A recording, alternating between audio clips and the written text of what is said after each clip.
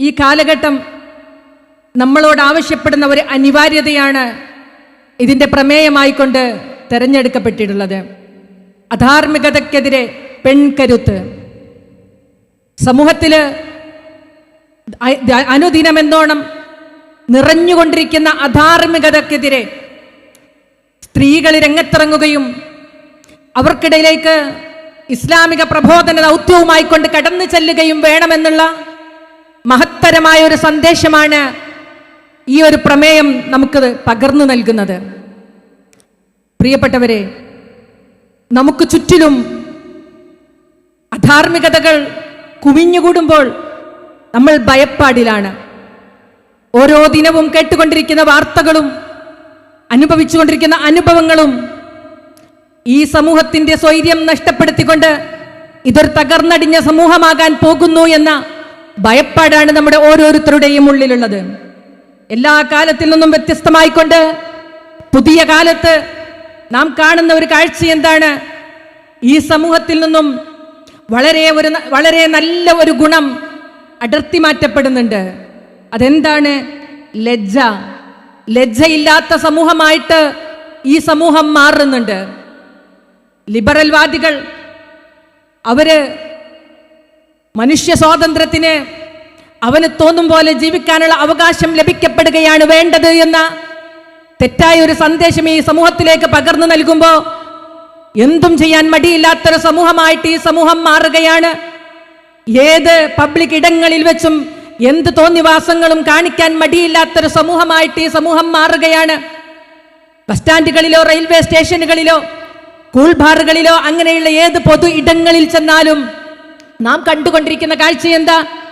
ആൺകുട്ടികളും പെൺകുട്ടികളും അവര് അശ്ലീലതകളിൽ മുഴുകിക്കൊണ്ടും മദ്യവും മയക്കുമരുന്നും ഉപയോഗിച്ചുകൊണ്ടും അത്തരം അധാർമിക പ്രവർത്തനങ്ങൾ നടത്തുക എന്നുള്ളത് അതൊരു ഹീറോയിസമായിട്ട് കാണുന്ന ഈ സമൂഹം എന്താണ് അവർക്ക് സംഭവിച്ചു പോയത്? ലിബറൽ ചിന്താഗതിക്കാർ നമ്മുടെ മക്കളിൽ നിന്ന്, വളർന്നു വരുന്ന നമ്മുടെ കുട്ടികളിൽ നിന്നും എടുത്തു മാറ്റപ്പെടുന്നത് ലജ്ജയാണ്. ലജ്ജയില്ലാത്ത സമൂഹമായിട്ട് ഇവർ മാറുകയാണ്. ആരുടെ മുന്നിലും എന്തു ചെയ്യാൻ അവർക്ക് മടിയില്ല. എന്നാൽ നമ്മൾ അറിയണം, മനുഷ്യൻ നന്മയിൽ നിൽക്കണം എന്നുണ്ടെങ്കിൽ അവരില് ലജ്ജയുണ്ടാകേണ്ടത് അനിവാര്യമാണ്. മഹാനായ റസൂലുള്ളാഹി സ്വല്ലല്ലാഹു അലൈഹി വസല്ലം പഠിപ്പിച്ചു തരുന്നുണ്ട്. എല്ലാ പ്രവാചകന്മാരുടെയും ആദ്യകാല അധ്യാപനങ്ങളിൽപ്പെട്ട ഒരു കാര്യം, അഥവാ മനുഷ്യ സമൂഹം, കാലാകാലങ്ങളിലുള്ള മനുഷ്യ സമൂഹത്തിൽ ഉണ്ടായിരിക്കേണ്ട ഒരു നന്മ അതെങ്ങാനും നഷ്ടപ്പെട്ടു പോയാൽ ഈ സമൂഹത്തിന്റെ നന്മ, ഈ സമൂഹത്തിന്റെ ധാർമ്മികത നഷ്ടപ്പെട്ടു പോകുമെന്ന് ഓർമ്മപ്പെടുത്തിക്കൊണ്ട് സകലമാന പ്രവാചകന്മാരും പ്രബോധനം ചെയ്ത കാര്യമാണ് ലജ്ജയില്ലെങ്കിൽ നിങ്ങൾക്ക് ഇഷ്ടമുള്ളതൊക്കെ പ്രവർത്തിക്കാം. ലജ്ജയില്ലാത്തവരെന്തും ചെയ്യും. അവർ മറ്റുള്ളവർ കാണുമെന്നോ അല്ലെങ്കിൽ ഇതെല്ലാം മോശമാണല്ലോ എന്നുള്ള ചിന്താഗതി ഈ സമൂഹത്തിൽ നിലനിൽക്കുന്നില്ല. അതെടുത്തു മാറ്റപ്പെട്ടിട്ടുണ്ട് എന്നുള്ളതൊരു വസ്തുതയാണ്. മാതാപിതാക്കള് കാണുന്നതിന് പ്രയാസമുണ്ടോ? അവർക്ക് അവരുടെ കൂട്ടുകാർ കാണുന്നതിന് തീർച്ചയായിട്ടും അവർക്ക് പ്രയാസമില്ല. സമൂഹം അവരെ ദർശിക്കുന്നു, അവർക്ക് യാതൊരു പ്രയാസവുമില്ല. നമ്മൾ നമ്മുടെ വീടുകളിലെ കുട്ടികളെ ഒന്ന് എടുത്ത് പരിശോധിച്ചു നോക്കുക.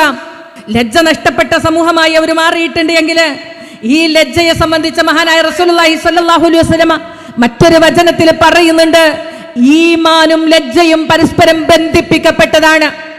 ഈമാനും ലജ്ജയും പരസ്പരം ബന്ധിപ്പിക്കപ്പെട്ടതാണ്. ഒന്ന് മനുഷ്യ ജീവിതത്തിൽ നിന്നും ഇല്ലായ്മ ചെയ്തു പോയാൽ, അഥവാ ഒരു മനുഷ്യന്റെ ലജ്ജ നഷ്ടപ്പെട്ടാൽ താനെ അവന്റെ ഈമാൻ നഷ്ടപ്പെടും. ഒരു മനുഷ്യന്റെ ഈമാൻ നഷ്ടപ്പെട്ടാൽ താനെ അവന്റെ ലജ്ജയും നഷ്ടപ്പെടും.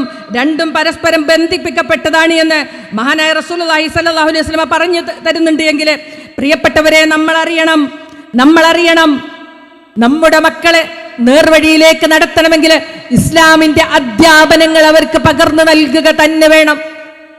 ഇന്ന് സമൂഹത്തിലേക്ക് കണ്ണോടിക്കുമ്പോൾ നമുക്ക് കാണാൻ കഴിയുന്ന ഏറ്റവും വലിയ കാഴ്ച എന്താ?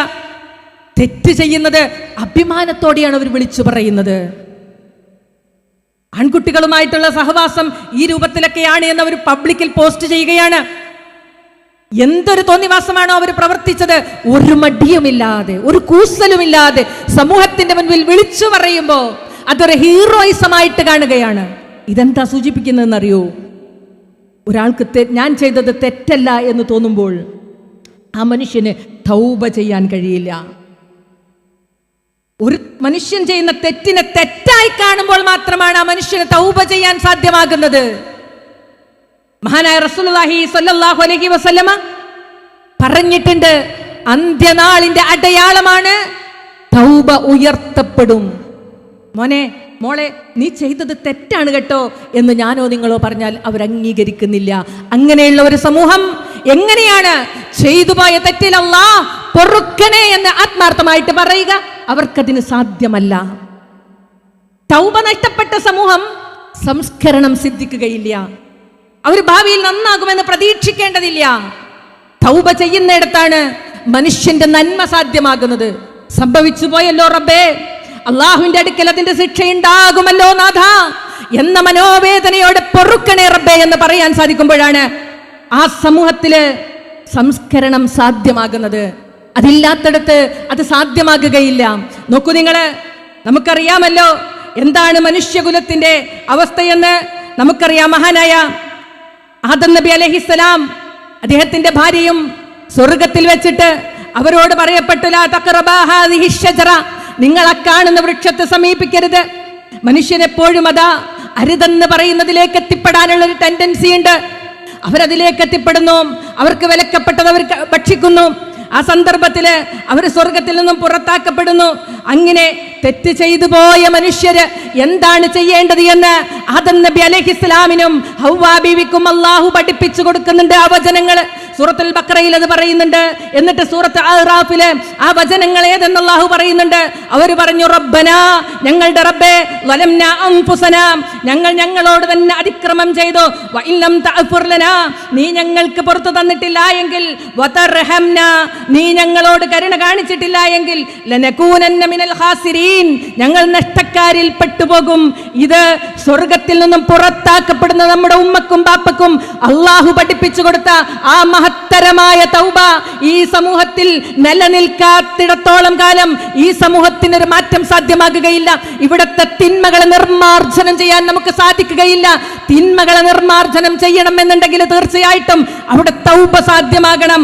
അള്ളാഹുവിലേക്കുള്ള തിരിച്ചുപോക്കിനെ കുറിച്ച് കൃത്യമായിട്ട് ബോധ്യമുള്ള ഒരു സമൂഹമായിട്ട് ഈ സമൂഹം മാറണം. അതിനാണ്, അതിന്റെ ഒരു കാൽവെപ്പാണ് നമ്മൾ നടത്തുന്നത്. പെൺകരുത്ത്, അധാർമികതക്കെതിരെ പെൺകരുത്ത്. അവിടെയാണ് സമൂഹം ജൽപ്പിച്ചുകൊണ്ടിരിക്കുന്ന മറ്റൊരു വാദഗതിയെ നമ്മൾ പുനഃപരിശോധന നടത്തേണ്ടത്. സ്ത്രീകൾക്ക് അതിന്റെ ആവശ്യമുണ്ടോ? അവർ പ്രബോധനം നടത്തേണ്ടതുണ്ടോ? അവർ വീട്ടിലിരിക്കേണ്ടവരല്ലേ? മുസ്ലിം പെണ്ണ് വീട്ടിൽ ഇരുന്നു കൊണ്ട് അവളുടെ ജീവിതം നയിക്കേണ്ടവളല്ലേ? എന്നിത്യാദി തെറ്റായ സന്ദേശങ്ങൾ സമൂഹത്തിൽ നടന്നുകൊണ്ടിരിക്കുമ്പോൾ, പ്രിയപ്പെട്ടവരെ, സ്ത്രീകൾക്ക് പ്രബോധനം അനിവാര്യമല്ല എന്ന അത്തരം ധാരണകളെ നമ്മൾ മാറ്റി തിരുത്തിയേ തീരൂ. അത്യാവശ്യ ഘട്ടങ്ങൾ സ്ത്രീകൾ പുറത്തിറങ്ങേണ്ടി വരും. അവൾ പ്രബോധന കർത്തവ്യങ്ങൾ നിർവഹിക്കേണ്ടി വരും. അവൾ അവളുടെ ദൗത്യം നിർവഹിച്ചിട്ടില്ലെങ്കിൽ അതിന്റെ ദുഷ്ഫലങ്ങൾ നാം അനുഭവിക്കേണ്ടി വരും. കാരണം ഇന്നൊരു പ്രത്യേക സാഹചര്യമാണ്. ഇന്ന് പെൺകുട്ടികളാണ് എല്ലാ വൃത്തികേടുകൾക്കും മുന്നിലേക്ക് വരുന്നത്. അവരെ ഭരിച്ചുകൊണ്ടിരിക്കുന്ന ഒരു വിചാരം എന്താണെന്നറിയുമോ?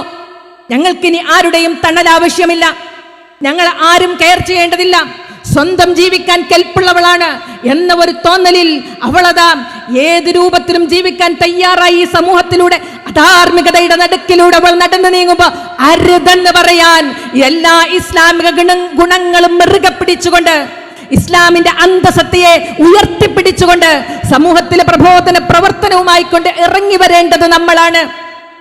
പ്രവാചക ചരിത്രമെടുത്ത് പരിശോധിക്കുമ്പോൾ സമൂഹത്തിൽ നിറഞ്ഞു നിന്ന അധാർമികതക്കെതിരെ, സമൂഹത്തിൽ നിലകൊണ്ട അനീതികൾക്കെതിരെ സ്ത്രീകൾ പ്രതികരിച്ചതിന്റെ, സ്ത്രീകൾ രംഗത്തിറങ്ങിയതിന്റെ ഏറ്റവും മനോഹരമായ സാക്ഷ്യത്വങ്ങൾ നമുക്ക് കാണാനായിട്ട് സാധിക്കും. അവിടെ റസൂലുള്ളാഹി സ്വല്ലല്ലാഹു അലൈഹി വസല്ലമ ഇതൊന്നും സ്ത്രീ ചെയ്യേണ്ടതല്ല എന്ന് പറഞ്ഞുകൊണ്ട് അവളെ വിലക്കിയിട്ടില്ല. എന്തിനധികം പറയുന്നു, അന്നത്തെ കാലത്ത് റസൂലുള്ളാഹി സ്വല്ലല്ലാഹു അലൈഹി വസല്ലമ കടന്നു വരുന്ന സമൂഹത്തിലുണ്ടായിരുന്ന ചില അനീതികൾക്കെതിരെ സ്ത്രീകൾ പടപൊരുതി രംഗത്ത് വന്നതിനെ വിശുദ്ധ ഖുർആൻ പോലും എടുത്ത് പറയുന്നുണ്ട്. നമുക്കറിയാം, ലിഹാർ എന്ന ഒരു കിരാത നിയമം അന്നത്തെ കാലത്ത് നിലനിന്നിരുന്നു. സ്ത്രീയോട്, സ്വന്തം ഭാര്യയോട്, നീ എനിക്കെന്റെ ഉമ്മക്ക് സമാനമാണ് എന്നൊരു പുരുഷൻ പറഞ്ഞു കഴിഞ്ഞാൽ അവിടെ ത്വലാഖ് സംഭവിച്ചു കഴിഞ്ഞു. ഇനി ആ പെണ്ണിനെ ഭാര്യയായി നിലനിർത്താൻ അവകാശമില്ല പുരുഷന്. പെണ്ണിന്റെ എല്ലാ അവകാശങ്ങളും നിഷേധിച്ച് ഒരൊറ്റ വാക്കുകൊണ്ട് അവളുടെ ജീവിതം വഴിയാധാരമാക്കുന്ന ഈ കിരാത നിയമത്തിനെതിരെ ഒരു സ്ത്രീ രംഗത്ത് വരികയാണ്. ഔസ് ബിൻ സാബിത്തിന്റെ ഭാര്യ മഹാനായ റസൂലുള്ളാഹി സ്വല്ലല്ലാഹു അലൈഹി വസല്ലമയുടെ അടുക്കലേക്ക് വന്നുകൊണ്ട് അത്തരം ഒരു അനീതിക്കെതിരെ ശബ്ദമുയർത്തി സംസാരിച്ചതിനെ സൂറത്തുൽ മുജാദലയിൽ അല്ലാഹു പറയുന്നുണ്ട്. അല്ലാഹു പറയുകയാണ്, ഖദ് സമിഅ അല്ലാഹു ഖൗലല്ലതി, അതെ, ഒരു നിന്നോട് തർക്കിച്ചവളായ ഒരു പെണ്ണിന്റെ വാക്കുകൾ അല്ലാഹു കേട്ടിട്ടുണ്ട്. എന്താണ്? അല്ലതി തുജാദിലുക, നിന്നോട് തർക്കിച്ച് ശബ്ദമുയർത്തി സംസാരിച്ച ഒരു പെണ്ണിന്റെ വാക്ക് അല്ലാഹു കേട്ടിട്ടുണ്ട്. ശബ്ദമുയർത്തി സംസാരിച്ച, തർക്കിച്ച ഒരു പെണ്ണിന്റെ വാക്ക് കേട്ട് അല്ലാഹു അതിനെതിരെ നീതിപൂർവമായ, അതിന്റെ ഏത് രൂപത്തിലാണ് ലിഹാർ ചെയ്യല്, ഒരിക്കലും മുസ്ലിം സമൂഹത്തിന് അനുയോജ്യമായ കാര്യമല്ല, അത് ചെയ്യാൻ പാടില്ലാത്തതാണ് എന്ന് അല്ലാഹുവിൽ നിന്ന് വിധിയിറങ്ങാൻ മാത്രം ഒരു പെണ്ണിന്റെ സംസാരത്തിന് സാധിച്ചുവെങ്കിൽ ഞാനും നിങ്ങളും മുന്നോട്ടിറങ്ങണം. ഞാനും നിങ്ങളും മുന്നോട്ടിറങ്ങുക തന്നെ വേണം. നമ്മൾ ഈ സമൂഹത്തിന്റെ മുൻധാരയിലേക്ക് ഇറങ്ങി വന്നുകൊണ്ട് അരുതെന്ന് പറയുവാൻ, പെൺ സമൂഹത്തെ നന്മയുടെ വഴിയിലേക്ക് പിടിച്ചു നയിക്കാൻ നമ്മളെ കൊണ്ട് ഓരോരുത്തരെ കൊണ്ടും സാധിക്കണം. വിശുദ്ധ ഖുർആനില് സ്ത്രീ സമൂഹത്തിന് മാത്രമല്ല ലോകത്തുള്ള സകലമാന വിശ്വാസികൾക്കും മാതൃകയായി കൊണ്ട് എടുത്തു പറഞ്ഞത് ആരെയാണ്? 2 സ്ത്രീരത്നങ്ങളെയാണ് എന്ന് നമുക്ക് കാണാനായിട്ട് സാധിക്കും. ആരാണത്? ഫിർഔനിന്റെ കീഴിൽ ജീവിച്ച മഹദി ആസിയ ബീവി റളിയല്ലാഹു അൻഹ. എന്തായിരുന്നു അവരുടെ പ്രത്യേകത? ഫിർഔനെതിരെ സംസാരിക്കാനുള്ള ചങ്കൂറ്റമായിരുന്നു അത്. ജീവിതത്തില് ഒരുപാട് നഷ്ടങ്ങൾ സംഭവിച്ചേക്കാം, ഒരുപക്ഷെ ജീവൻ തന്നെ നഷ്ടപ്പെട്ടേക്കാം, ക്രൂരമായ പീഡനത്തിന് ഇരയായേക്കാം. പക്ഷെ അവർ ഭയപ്പെട്ടു നിന്നിട്ടില്ല. അവരുടെ വിശ്വാസത്തെ ഉറക്കെ പ്രഖ്യാപിച്ചു. വിശുദ്ധ ഖുർആൻ സൂറത്തു തഹരീമില് അത് വളരെ കൃത്യമായിട്ട് നമുക്ക് പഠിപ്പിച്ചു തരുന്നു. എന്താണ് അല്ലാഹു പറയുന്നത്? വദറബല്ലാഹു മസലൻ ലില്ലദീന ആമനു, വിശ്വസിച്ചവർക്ക് ഉദാഹരണമായി കൊണ്ട് അല്ലാഹു പറയുന്നത് ആരെയാണ്? ഇംറഅത ഫിർഔൻ, ഫിർഔനിന്റെ ഭാര്യയാണ്. എന്താണ് അവർ ചെയ്തത്? ഫിർഔനിന്റെ അടുത്തു നിന്നും കടുത്ത ശിക്ഷകൾ ഏറ്റുവാങ്ങേണ്ടി വരും, എല്ലാ സൗഭാഗ്യങ്ങളും നഷ്ടപ്പെടുമെന്ന് ഉറച്ച ധാരണയിൽ എടുത്തവർ പറയുന്നു, ഇത് ഖാലത് റബ്ബി ബിനിലി ഇൻദക ബൈതൻ ഫിൽ ജന്ന, അല്ലാഹുവേ നിന്റെ അടുക്കൽ ഒരു ഭവനമാണ് ഞാൻ പ്രതീക്ഷിക്കുന്നത്, ഭൂമിയിൽ നിന്നുള്ള ഒരു നഷ്ടവും ഞാൻ കണക്കിലെടുക്കുന്നില്ല എന്ന് ഉറക്കെ പറയാനുള്ള ആർജവം. അതേപോലെ തന്നെ രണ്ടാമത് മറിയം ബിവിയാണ്. ആസിയ ബിവിയും മറിയം ബിവിയുമാണ് ലോകത്തുള്ള സകലമാന വിശ്വാസികൾക്കും ഉദാഹരണമായി അല്ലാഹു പറഞ്ഞത് എങ്കിൽ, പ്രിയപ്പെട്ടവരെ, അതിന്റെ തൊട്ടു മുമ്പുള്ള ആയത്തുകളിൽ പറയുന്നുണ്ട് 2 സ്ത്രീകളെ സംബന്ധിച്ച്. ആസിയ ബിവിയെ കുറിച്ചും മറിയം ബിവിയെ കുറിച്ചും പറയുന്നതിന് മുമ്പ് 2 സ്ത്രീകളെ സംബന്ധിച്ച് അല്ലാഹു പറയുന്നുണ്ട്. ആരാന്നറിയോ? പ്രവാചകന്മാരുടെ കീഴിൽ ജീവിച്ച പ്രവാചകന്മാരുടെ ഭാര്യമാർ. നോഹ നബി അലൈഹിസ്സലാമിന്റെയും ലൂത്ത് നബി അലൈഹിസ്സലാമിന്റെയും ഭാര്യമാർ. അവരാണ് അവിശ്വാസികൾക്ക് ഉദാഹരണം. ദറബല്ലാഹു മസലൻ ലില്ലദീന കഫറു ഇംറഅത നൂഹ് വ ഇംറഅത ലൂത്ത്. ആരാണ് അവിശ്വാസികൾക്ക് ഉദാഹരണം? അല്ലാഹുവിങ്കിൽ നിന്നും ഏറ്റവും മഹത്തരമേറിയ പ്രവാചകത്വം ലഭിക്കപ്പെട്ട അവരുടെ കീഴിൽ ജീവിച്ചിട്ട് പോലും വിശ്വാസത്തെ ഉൾക്കൊള്ളുവാനോ നന്മയിൽ ജീവിക്കാനോ മനസ്സ് തയ്യാറാകാത്ത 2 വനിതകളെ പോലെ ആയിത്തീരാൻ പാടില്ല നമ്മള്. ആ 2 വനിതകളെ പോലെ ആയിത്തീരാൻ പാടില്ല നമ്മള്. തീർച്ചയായിട്ടും അധാർമികതക്കെതിരെ നാം ഓരോരുത്തരും രംഗത്ത് വരിക തന്നെ വേണം. ഇല്ലെങ്കിൽ നമ്മുടെ കാൽ കീഴിൽ നിന്നും മണ്ണൊലിച്ചു പോകുന്നത് നമ്മൾ അറിയുകയില്ല. നമുക്കൊരു ധാരണയുണ്ട്, നമ്മുടെ വീട്ടിലല്ലോ ഇതൊന്നും കേൾക്കുന്നത്. സ്വർഗാനുരാഗികളായ പെൺകുട്ടികള് അവരുടെ തെറ്റുകള് വലിയ അഭിമാനത്തോടെ മീഡിയക്ക് മുമ്പിൽ വന്നിരുന്ന് പറയാ, ഞങ്ങൾ ഇങ്ങനെയൊക്കെയാണ്, ഞങ്ങൾ പെൺകുട്ടികൾ തമ്മിൽ കല്യാണം കഴിച്ചു. നമ്മുടെ വീട്ടിലിരുന്ന് TV-യിൽ അത് കണ്ടുകൊണ്ടിരിക്കുന്ന മക്കള് അതൊരു വലിയ പുണ്യപ്രവൃത്തിയായിട്ട് കാണുന്നു. മദ്യം കഴിച്ചും മയക്കുമരുന്ന് കഴിച്ചും തെരുവോരങ്ങളിൽ റോഡുകളിൽ വീണ് കിടക്കുന്ന പെൺകുട്ടികള്, എൻ്റെ ജീവിതം, എൻ്റെ കാര്യം ഞാൻ നോക്കും, അത് എതിർക്കാൻ നിങ്ങളാരി എന്ന് വിരൽ ചൂണ്ടി ചോദിക്കുന്നതിനെ ഹീറോയിസമായിട്ട് കാണുന്നു. നമ്മൾ വിചാരിക്കുന്നു അത് നമ്മുടെ വീട്ടിലല്ലോ, അത് നമ്മുടെ കുട്ടികളല്ലല്ലോ എന്നുള്ളത്. പക്ഷേ അത് നമ്മുടെ ഒരു സമൂഹത്തിൻ്റെ സംസ്കാരം പൊടുന്നനെയെന്നോണം അത് പടർന്നു പിടിക്കും. അധികം സമയം വൈകാതെ നമ്മുടെ ഓരോരുത്തരുടെ വീടുകളിലേക്കും അത് കടന്നു കയറും. തെറ്റ് ചെയ്ത കുട്ടിയും എന്നെ ഗുണദോഷിക്കാൻ നിങ്ങളാരെന്ന് എൻ്റെയും നിങ്ങളുടെയും കൺമുൻപിലേക്ക് വിരൽ ചൂണ്ടുമ്പോൾ നാം വിരൽ കടിച്ചിട്ട് കാര്യമുണ്ടാകുകയില്ല. തീർച്ചയായിട്ടും നാം അതിനെതിരെ പ്രവർത്തിക്കുക തന്നെ വേണം. അതിനെതിരെ പ്രവർത്തിക്കുക തന്നെ വേണം. മാത്രമല്ല, പ്രബോധനം നമ്മളിൽ നിർബന്ധ ബാധ്യതയാണ്. അത് നമ്മൾ നിർവഹിക്കണം. മഹാനായ റസൂലുള്ളാഹി സ്വല്ലല്ലാഹു അലൈഹി വസല്ലമ പറയുന്നുണ്ട്, ഈ പ്രബോധനം നിർവഹിക്കാത്ത സമൂഹം, ഇവിടെ തെറ്റും ശരിയും നന്മയും പാപവും എല്ലാം ഇവിടെ കാലാകാലത്തും ഉണ്ടാകും. അതിനെതിരെ നമ്മൾ പ്രവർത്തിച്ചിട്ടില്ലെങ്കിൽ അതിൻ്റെ ഭവിഷ്യത്ത് വ്യക്തി എന്ന നിലക്ക് നമ്മളും സമൂഹം എന്ന നിലക്കും നമ്മൾ അനുഭവിക്കേണ്ടി വരിക തന്നെ ചെയ്യും. മഹാനായ റസൂലുള്ളാഹി സ്വല്ലല്ലാഹു അലൈഹി വസല്ലമ പറയുന്നുണ്ട്, എൻ്റെ ആത്മാവ് ആരുടെ കയ്യിലാണോ അവനെ കൊണ്ട് സത്യം, നിങ്ങൾ നന്മ കൽപ്പിക്കുകയും തിന്മ വിരോധിക്കുകയും ചെയ്യുക. നിങ്ങൾ നന്മ കൽപ്പിക്കുകയും തിന്മ വിരോധിക്കുകയും ചെയ്യുക. അങ്ങനെ നിങ്ങൾ പ്രവർത്തിച്ചിട്ടില്ല എങ്കിൽ അള്ളാഹുവിന്റെ ശിക്ഷ നിങ്ങളിലേക്ക് പെയ്തിറങ്ങും.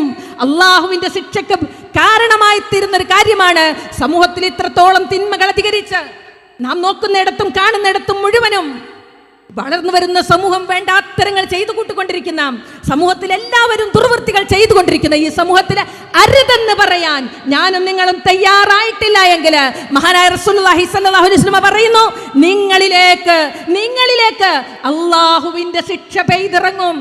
ആ സമയത്ത് ഭയപ്പാടോടെ ഞാനും നിങ്ങളും അല്ലാ എന്ന് വിളിക്കും. പക്ഷേ ആ പ്രാർത്ഥനയ്ക്ക് ഉത്തരം ലഭിക്കപ്പെടുകയില്ല. അതുകൊണ്ട് നമ്മൾ ഓരോരുത്തരും ഈ പ്രബോധന കർത്തവ്യവുമായിട്ട് മുന്നോട്ട് പോകണം.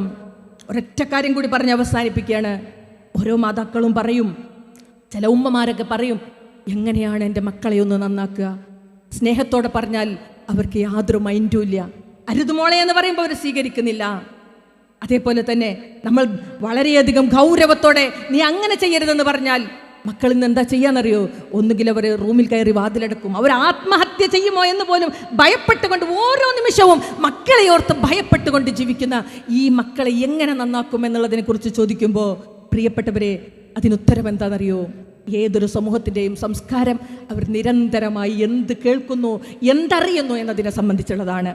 അവർ നിരന്തരം വാട്സാപ്പുകളിൽ, സോഷ്യൽ മീഡിയകളിൽ, ഇന്റർനെറ്റ് ലോകത്ത്, ഇൻസ്റ്റാഗ്രാമിൽ, ഫേസ്ബുക്കിൽ തോന്നിവാസങ്ങളെ മഹത്വത്തോടെ അവതരിപ്പിക്കുന്നത് കാണുമ്പോൾ അവരും അതേ സംസ്കാരം ഉൾക്കൊള്ളുന്നുണ്ട് എങ്കിൽ നിരന്തരമായി ഈ മുജാഹിദ് പ്രസ്ഥാനത്തിൽ ജനിച്ചു ജീവിക്കാൻ ഭാഗ്യം ലഭിക്കപ്പെട്ട നമ്മൾ അവരിലേക്ക് പ്രബോധനം എത്തിച്ചുകൊണ്ടിരിക്കണം. ഇത്തരം സംഗമങ്ങൾ സംഘടിപ്പിച്ചുകൊണ്ടിരിക്കണം. കുട്ടികൾക്ക് വേണ്ടിയിട്ടുള്ള പ്രോഗ്രാമുകൾ സംഘടിപ്പിച്ചുകൊണ്ടിരിക്കണം. അവരത് കേൾക്കാൻ തയ്യാറാകണം.